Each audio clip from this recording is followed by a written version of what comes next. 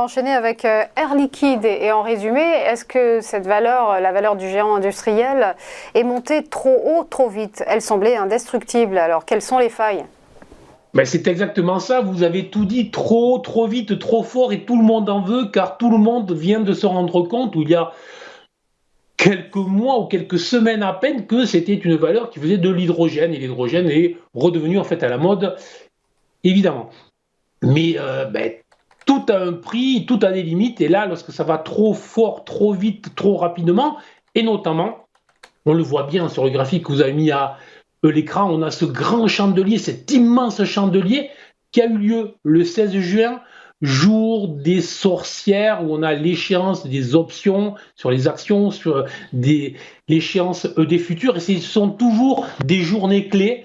Et lorsque vous avez un gros volume et un appétit aussi puissant à l'achat, alors qu'on est sur une valeur qui vient de remonter de plus de 60%, il est peut-être temps de se calmer, de refroidir les ardeurs et de revoir plutôt sur des niveaux bas. Donc tout simplement, effectivement, je considère que plus que probablement la valeur a touché, a tapé un sommet le 16 juin, que la probabilité de l'avoir dépassé les 168 euros dans les prochaines semaines est une probabilité très faible, et que le plus probable dans les semaines à venir est de voir la valeur se replier et potentiellement d'une dizaine de pourcents.